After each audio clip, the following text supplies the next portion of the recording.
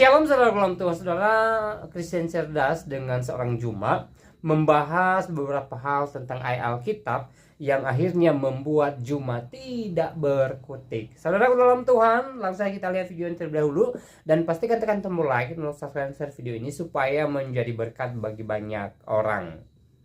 Telah sesat dan menyesatkan, telah menyamakan Allah dengan Nabi Muhammad. Woi, PPJ. Ada ulama di situ. Kau dengar dulu nih, Saya dihadirkan. Zuma kena kafirin nih, curhat. Saya syahadat. Kalau saya diminta syahadat, berarti kan saya dituduh murtad. Segitu tingginya konsentrasi orang-orang berilmu ini terhadap Bang Zuma. Saya hadir dengan kerendahan hati, dengan kerendahan ilmu dan kesadaran keawaman saya. Saya hadir. Malah saya diajarin. Bang, maaf ya bang, iya. Dalam situ ada guru-guru kita, terus apa yang harus saya lakukan untuk menyenangkan hati kalian? Apa kata beliau? Apa kata beliau? Dia mengatakan bahwasanya ya abang harus bersyahadat. Ya sudah, saya bersyahadat, apa susahnya? Oh, tiap hari saya syahadat. Asyhadu an la ilaha illallah wa asyhadu anna Muhammadar Rasulullah. Mereka lantas mengatakan, oh, Islam lagi, Muslim lagi, gak murtad rupanya. Buktikan bahwa kematian baginda Muhammad itu ditunda dalam tanda kutip dalam waktu 3 hari karena wujud kecintaan kah, atau karena memang ada faktor politis yang hingga sahabat-sahabat Nabi menunda. Ini suara sadar. Iya. Baginda Rasulullah Muhammad Sallallahu Alaihi Wasallam, jasadnya itu tetap suci, tidak berubah dan tidak ditimpa kerusakan. Diriwayatkan kemudian oleh Bukhari di sahihnya nomor 3697 dari Siti Aisyah. Di situ dikisahkan bahwa wafatnya baginda Rasul Muhammad Sallallahu Alaihi Wasallam, beliau mengatakan Abu Bakar datang membuka penutup wajah Rasulullah dan berkata, demi ayah dan ibuku, sungguh engkau tetap harum sewaktu hidup maupun mati. Ya, sampai di penghujung hadis itu jelas sekali dikatakan. Saya tadi membuka hadis yang dikasih sama Zuma itu di dalam Sahih Bukhari 3667, itu kok isinya malah jenggot Abu Jahal isinya. Betul loh, masa reputasinya udah internasional begini ngasih data ngawur-ngawur gitu. Tadi kalau saya tadi salah menyebutkan data, mungkin saya keliru ya, saya hilaf. Nanti coba saya akan mencarikan Anda hadis yang berkaitan dengan hal yang saya sebutkan tadi. Iya, yang saya maksud itu, sorry ya, di hadis riwayat Ahmad Musnad 4187. Sorry. Nah itu udah dibenerin, perkara gitu doang rewel banget. Ya waktu gue hilang berapa tuh? 30 detik waktu gue hilang. Ini lawak atau gimana ya? Tadi jenggot Abu Jahal ini lagi dibuka ya, isinya malah jangan berbicara malam kecuali pada 2 orang. Coba di mute. Gimana sih? Nih, tadi yang nyuruh buka Mustad Ahmad 4187 ini siapa? Ya, kok 187 ya? Wasallam beliau bersabda, tidak boleh bicara malam kecuali pada 2 orang atau salah satu dari 2 orang. Maksudnya apa ini? Ya, gak jelas. Udah, wajar sih, namanya juga masih Islam ya. Bagaimana cara istinja?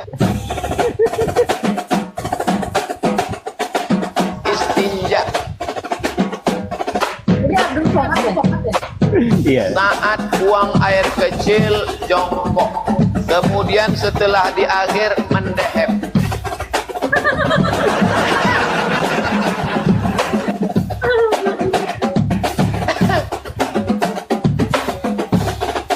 Jangan sampai tersisa 2 tetes di ujung keran.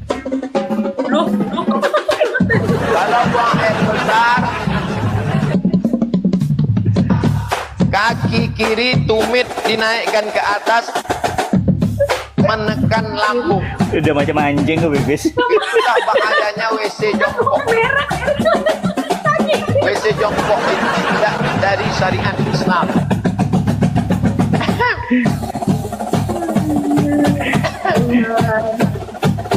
Tapi jangan jongkok di WC dulu, nanti pecah WC-nya.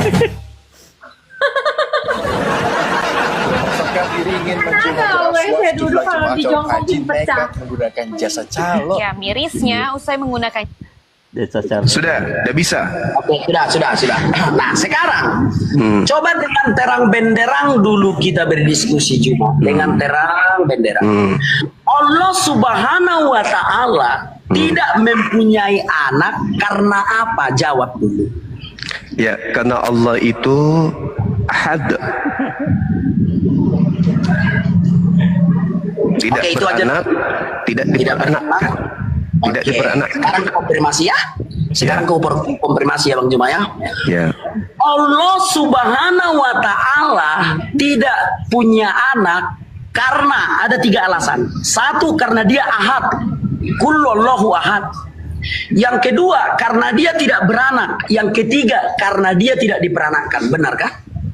Yes. Punya istri, Oke. Tapi Al-Quran mengatakan karena jomblo. Di mana tertulis? Oke, kita lihat di dalam Al-An'am ayat 101 ya. Dia Allah Subhanahu wa taala pencipta langit dan bumi. Bagaimana mungkin dia mempunyai anak padahal dia nggak punya istri? Terus? Yaitu Masalahmu dia gimana? tidak bisa punya anak karena tidak punya istri. Ya karena dia ahad. Karena dia ahad. Kan udah dijawab tadi. Bukan karena nggak punya istri. Karena dia ahad. Sudah aku bilang tadi Juma, Allah Subhanahu wa taala tidak punya anak karena dia ahad. Iya, betul. Karena tidak beranak. Oh, tidak punya keturunan dan seterusnya. Itu jawabannya. Tanyakan Juma. Mengerti. Cuman kamu yang tidak bisa nangkap jawaban saya. Apalah yang kutanya coba? Apa yang kutanya coba? Kaulah dulu yang mengurai pertanyaanku, kau yang menjawabnya. Bagaimana mungkin Allah punya anak? Bukan itu yang kutanya. Yang Apa yang kutanya adalah kenapa Allah Subhanahu wa taala nggak punya anak? Kenapa? Ya. Kenapa Allah tidak punya anak? Jawabannya karena Allah tidak punya istri. Udah dijawab. Tidak punya istri kan? Iya, betul. Oke. Apa masalahnya? Apa masalahnya? Ya sudah, ya sudah. Oke, giliran saya bertanya, boleh? Oke.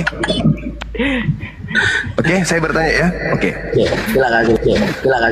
Ini mantap. Kenapa Yesus tidak punya anak? Dia tidak punya istri lah.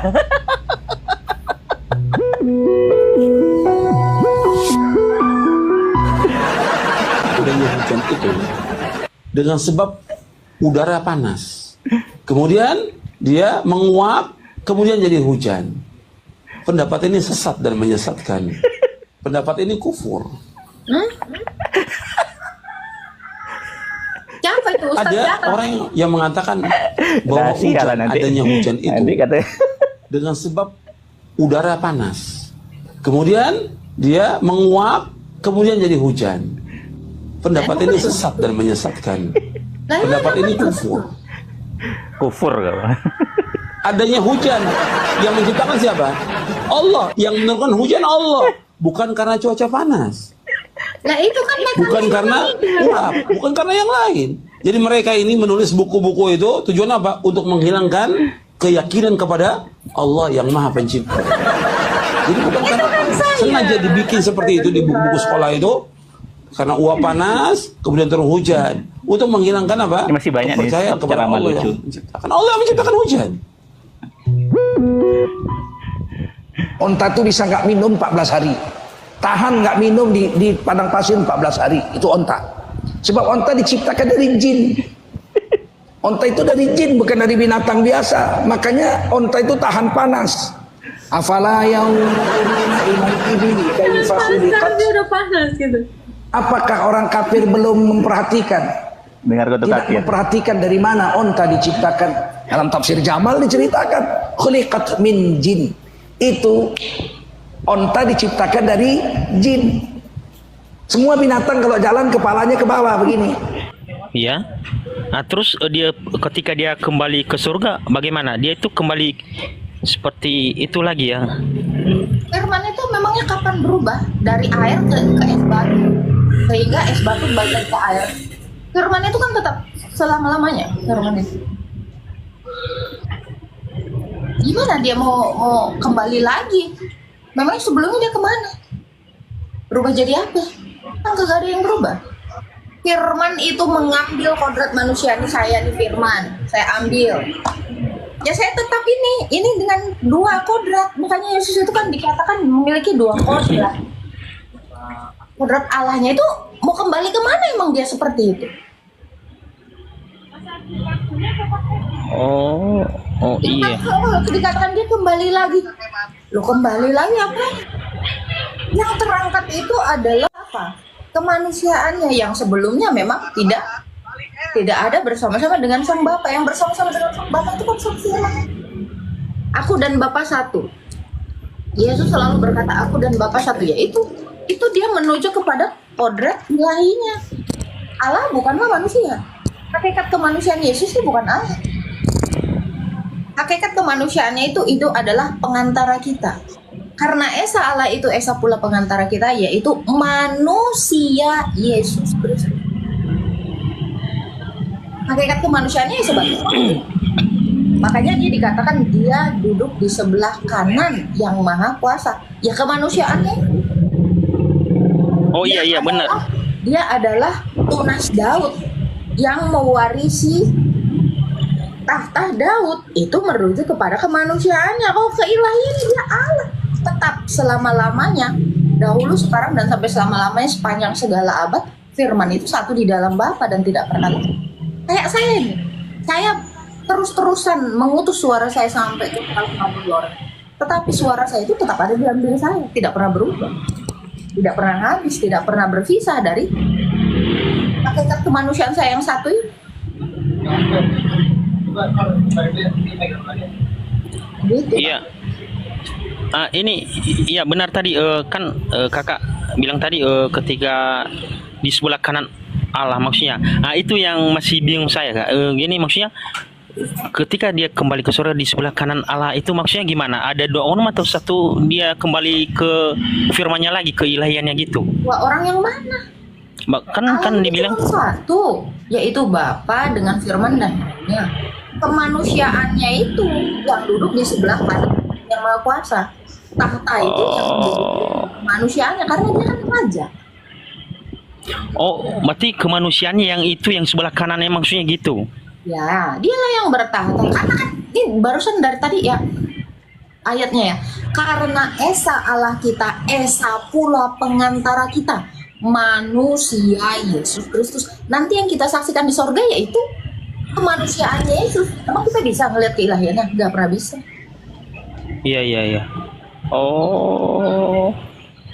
Jadi apa yang mau berubah? Kembali di pikiran kalian itu firman itu berubah jadi apa? Enggak ada. Filipi 2 ayat 6 sampai 7 yang walaupun dalam rupa Allah tidak menganggap kesetaraan itu sebagai milik yang harus dipertahankan, melainkan telah mengosongkan dirinya dan menjadi seorang hamba. Dalam kemanusiaannya berdiam seluruhnya kepenuhan keilahian. Kolose 2 ayat 9.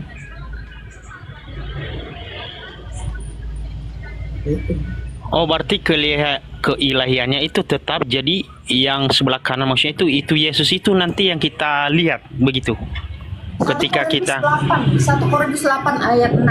Namun bagi kita hanya ada satu Allah saja, yaitu Bapa yang daripadanya berasal segala sesuatu, dan satu Tuhan saja. Itu merujuk kepada kemanusiaannya, Yesus Kristus, yang karena Dia kita hidup. Jelas ayatnya. Satu Allah, satu Tuhan. Tuhan itu merujuk kepada kemanusiaannya.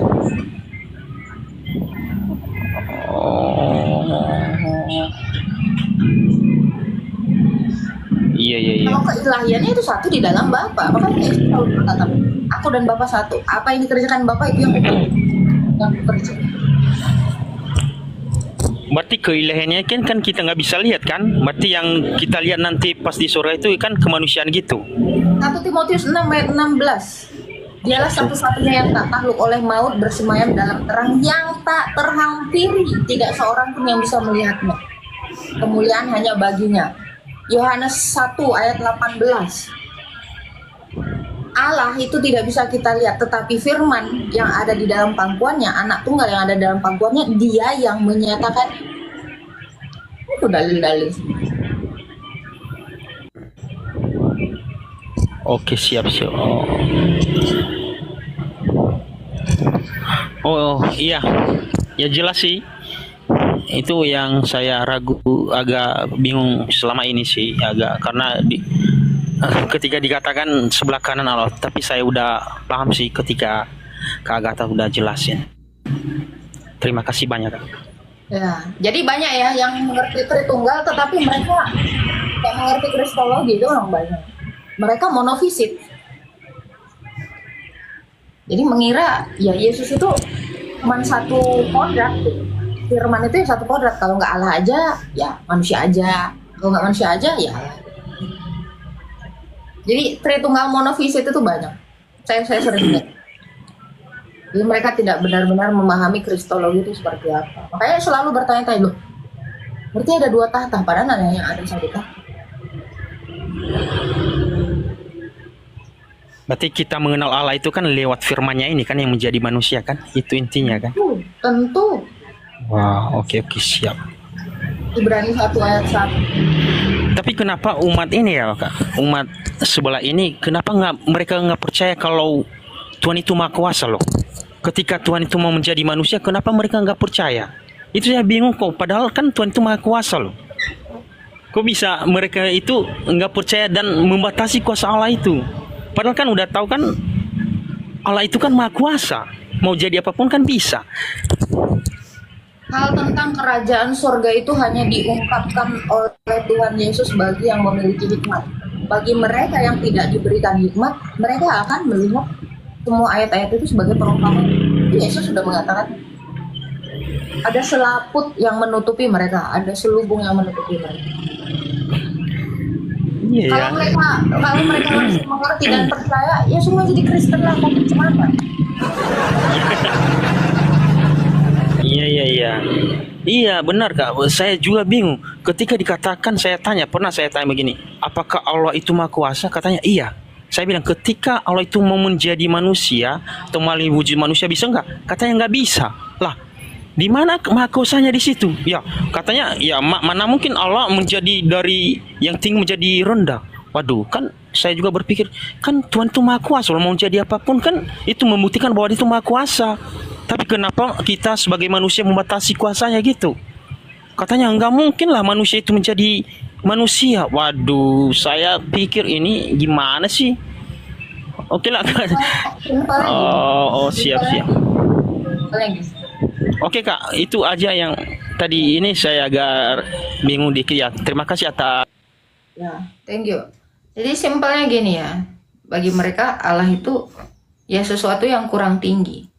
Kenapa saya katakan bagi mereka Allah itu sesuatu yang kurang tinggi? Karena Allah itu bagi mereka tidak mungkin merendahkan diri.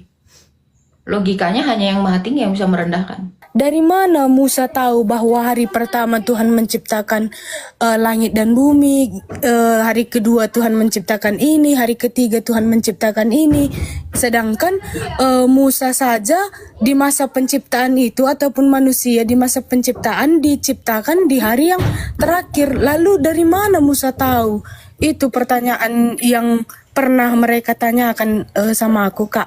Tetapi aku agak bingung gitu menjawabnya, Kak, karena di kampus memang belum pernah kutanyakan gitu kepada dosen, Kak. Bolehkah Kakak memberikan respon Kakak tentang hal tersebut? Terima kasih, Kak. Iya, karena Allah mewahyukan itu semuanya kepada Musa. Kan Allah bertemu. Tentu Allah memberikan penglihatan itu kepada Musa. Kalau yang masa lalu saja Musa, Tuhan bisa beri pengetahuan atau penglihatan kepada Musa, loh bagaimana Yohanes? Yohanes lebih jauh lagi, coba baca kitab Wahyu. Dia menceritakan bahwa malaikat itu jatuh dari langit, sang bintang timur itu. Ini Musa ini terlalu muda menurut saya. Tetapi Yohanes, bayangkan Yohanes yang ada 1500 tahun setelah Musa. Di situ Allah memberi wahyu kepada Yohanes. Coba kalau dibacanya, Kak Inka coba baca Wahyu yang setan engkau ular tua, naga, iblis ya, ular tua telah jatuh dari sorga. Yang Mikael itu berperang melawan iblis, Satan yang membawa sepertiga dari bintang. Itu jadi bagaimana Musa belum lahir tetapi sudah menceritakan itu, karena Musa diilhami, diberikan wahyu kepada Allah. Oke Kak, baik, terima kasih Kak. Terus bolehkah sekali lagi saya bertanya Kak? Pertanyaan yang kedua, pernah juga ditanyakan orang sama saya kan Kak, tentang pada awalnya kan waktu gini Kak, dari dosen saya mengatakan bahwa sebelum dunia diciptakan, maka para malaikat ada bersama Bapa di sorga. Nah, kemudian yang menjadi pertanyaan orang kepada saya Kak, lalu siapa sebenarnya ataupun kedudukan siapa sebenarnya yang paling tinggi antara malaikat dengan manusia? Itu yang saya bingungkan juga untuk menjawab pertanyaan mereka Kak. Oke. Malaikat itu diciptakan untuk melayani Allah. Tetapi malaikat itu tidak segambar dan serupa dengan Allah. Makhluk yang lebih tinggi itu adalah manusia. Coba kakak baca Ibrani 2 ayat yang ke-15. Sebab bukanlah malaikat-malaikat yang Dia sekasihi, melainkan keturunan Abraham. Jadi yang memiliki kemuliaan yang hampir sama seperti Allah, itu adalah manusia. Makanya coba kakak baca ya, Kejadian 1 ayat 26-27 dicatat ya.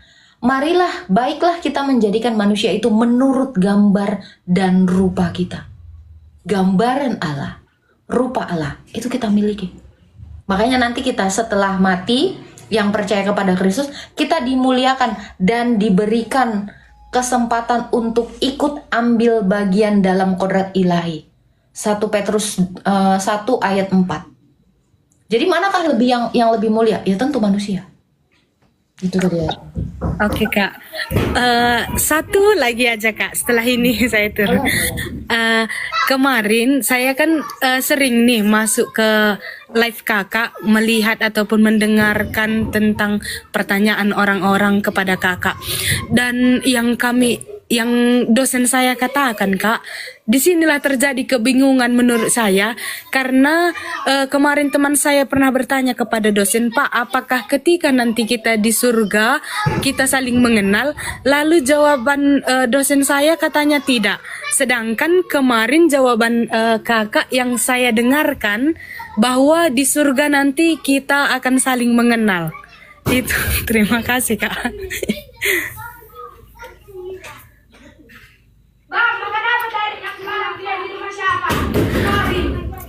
Maaf Kak, suaranya nggak kedengaran Kak, nggak ada. Oh sorry. Oke. Kemarin itu saya udah kasih dalilnya ya kan, yang tentang, coba kamu baca Matius 10 ya. Markus 16. Di situ kan ada seorang kaya dan seorang miskin yang bernama Lazarus. Mereka sudah mati. Yang satu dituntun malaikat menuju Firdaus, yang satu dituntut oleh iblis untuk ke Tartarus. Dan mereka saling mengenal. Orang kaya itu melihat, oh ternyata si Lazarus ini berada di pangkuan Bapak Abraham. Dia mengenali di situ. Dan si Lazarus juga mengenali orang kaya itu yang di ini. Tunggu ya. Ada kemarin itu datanya. Bentar. Saya kalau nggak salah itu, nah ini Lukas 16 ayat 19 ya. Ada seorang kaya yang selalu berpakaian jubah ungu. Saya masuk aja kedua-dua. Kemudian matilah orang miskin itu, lalu dibawa oleh malaikat-malaikat ke pangkuan Abraham. Orang kaya itu juga mati lalu dikubur. Sementara ia menderita sengsara dan dia memandang ke atas. Dilihatnya Abraham dan Lazarus duduk di pangkuannya. Di sini sama-sama sudah mati. Di sini Lazarus melihat, orang kaya itu pun melihat. Jadi siapa bilang kita tidak saling mengenal? Lalu Kak, bukankah kita nanti gini, kan kita mati, tentu roh kita kan berada di satu tempat yang dosen saya mengatakan atau pangkuan Abraham itu adalah tempat-tempat orang-orang yang percaya menanti-nantikan Yesus untuk mengubahkan tubuh kita di hari kebangkitan. Filipi 3 ayat 20 sampai 21. Ini kan sudah jelas. Yang satu di bawah. Jadi nama tempat penantian nanti, alam penantian nanti setelah kita mati itu namanya Hades. Ada dua. Di sini yang percaya, di kiri itu yang namanya Tartarus. Yang satu lagi itu namanya Firdaus. Tartarus itu untuk orang-orang yang tidak percaya, yang dituntut oleh iblis menuju kepada neraka, itu berandanya neraka. Yang satu berandanya dari surga. Keselamatan itu belum penuh kita dapatkan. Kenapa? Karena nanti kita akan menantikan Yesus datang kedua kali untuk membangkitkan kita semua, baik yang ada di Firdaus maupun yang di Tartarus. Yang pertama sekali yang dibangkitkan adalah Firdaus. Roh kita disatukan kembali dengan tubuh kita, lalu diubahkan tubuh kita yang hina ini menjadi tubuh yang sama dengan tubuh kebangkitan Kristus. Itu dalilnya Filipi 3 ayat 20 sampai 21. Yang tidak percaya juga dibangkitkan untuk dihakimi lalu dibinasakan selama-lamanya. Nah itu. Jadi semua orang yang sudah dari neraka itu tidak bisa lagi kembali ke surga. Tidak ada jalan lagi bagi mereka. Makanya untuk orang-orang yang di bawah ini dikira mereka nanti di neraka, kita lihat aja nanti, maaf. Karena kita semua yang sudah di Tartarus atau di Firdaus itu tidak bisa berubah tempat. Kita semua masuk bagian kita gitu. Dan itu tidak akan ini. Dan masalah soal tidak mengenali ya. Tidak mengenali. Kristus Yesus itu sudah mati dan bangkit. Apakah Yesus mengenali murid-muridnya? Mengenali. Apakah Lazarus juga setelah dibangkitkan tidak mengenali keluarganya? Mengenali. Jadi nggak ada dasar yang mengatakan kita mati nanti tidak saling mengenali. Itu salah. Tidak ada dasarnya di dalam Alkitab. Tetapi di sini dikatakan saling mengenali. Jadi seperti itu nanti kebangkitan itu. Yang percaya dan tidak percaya semua dibangkitkan. Yang percaya itu untuk diberi kemuliaan, yang tidak percaya itu untuk dihakimi lalu dibinasakan. Kebinasaan itu adalah apa? Menderita selama-lamanya karena mereka jauh dari Allah. Oke Kak. Maksud saya Kak, yang menjadi kebingungan menurutku tentang itu tadi Kak. Kalau kita kan nanti dibangkitkan ketika Yesus datang ke dunia untuk kedua kalinya, kan begitu yang Kakak bilang tadi kan? Yang saya bingungkan tentang Lazarus yang sudah masuk surga dan orang kaya yang masuk neraka. Belum ada surga di sini, belum ada surga. Jadi pangkuan Oh Abraham. oke. Oh iya Kak, terima kasih ya Kak telah membantu. Karena gini Kak, banyak orang mengira surga itu tempat. Surga itu adalah keadaan di mana kita kembali ke fitrah kita, kembali ke kodrat kita. Kita ini menyatu dengan Allah. Jadi surga itu adalah Allah. Aku telah berdosa kepada Bapa, aku telah berdosa kepada surga. Jadi di mana Allah itu berada? Kita berada bersama-sama dengan Sang Bapa, itulah surga. Keadaan menyatu dengan Allah. Jadi bukan artinya surga itu tempat. Firdaus itulah yang dinamakan tempat sementara. Karena tempat kita nanti adalah di bumi yang baru dan langit yang baru. Nah, seperti itu.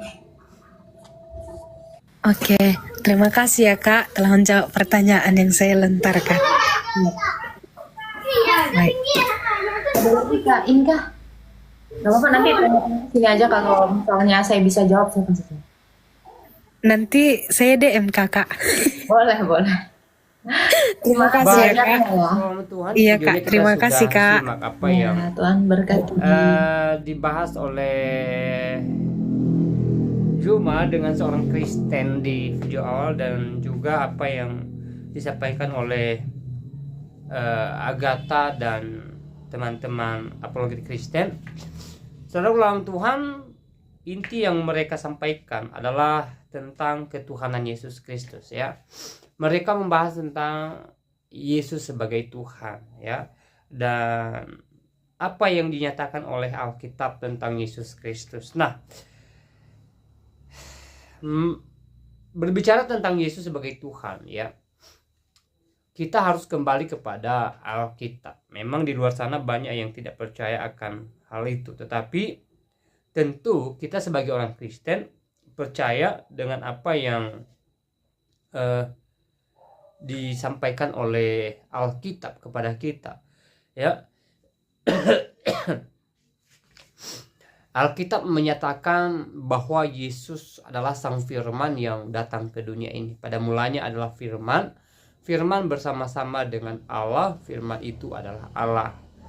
Tujuan Firman menjadi manusia di dalam diri Yesus yaitu untuk menyelamatkan orang percaya kepadanya. Sesuai dengan Injil Yohanes 3:16. Ya, karena begitu besar kasih Allah akan dunia ini sehingga Ia mengaruniakan anaknya yang tunggal, sehingga setiap orang yang percaya kepadanya tidak binasa, melainkan beroleh hidup yang kekal. Dan Yesus juga membuktikan dirinya bahwa Dia adalah yang ilahi, yang berasal dari surga.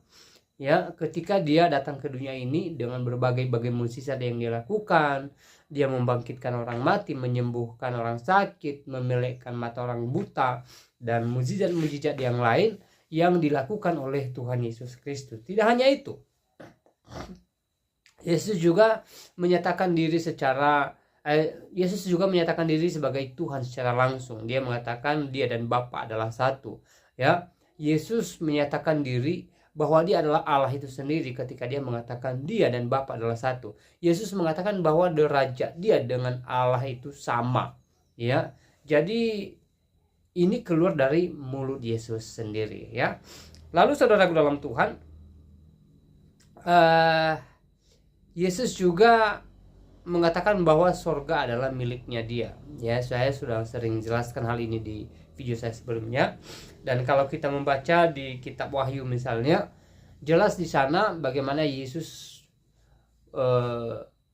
menjadi raja atau duduk di atas tahta kerajaannya di dalam kerajaan sorga dan menghakimi seluruh dunia ini di akhir zaman. Dan Yesus berhak memberikan atau membuka pintu sorga bagi orang percaya kepadanya, dan sorga adalah miliknya Yesus Kristus. Ini sangat luar biasa, ya. Dan ketika Dia datang ke dunia ini juga kita lihat ceritanya bagaimana kisahnya. Dia disalib. Ya, setelah Dia disalib, Dia mengalami kematian, lalu dikubur, dan di hari yang ketiga Dia bangkit dari antara orang mati sebagai bukti bahwa Dia adalah Allah yang tidak bisa dikuasai oleh maut, tetapi Tuhan Yesus berkuasa atas maut. Sehingga di hari yang ketiga Dia bangkit dari antara orang mati, lalu setelah itu Dia menampakkan diri kepada murid-muridnya, dan setelahnya Dia naik ke sorga, ya. Dan Dia pun naik ke sorga disaksikan oleh murid-muridnya, dan banyak orang yang menyaksikan hal itu sebagai bukti bahwa Yesus adalah yang ilahi, Yesus adalah Sang Firman itu sendiri. Nah, saudara dalam Tuhan, saya percaya bahwa kita sebagai anak Tuhan punya iman yang sama, ya, punya iman yang kokoh di dalam Yesus Kristus. Kita percaya bahwa Yesus adalah Tuhan dan Juru Selamat dalam kehidupan kita, jalan satu-satunya menuju kerajaan surga, ya.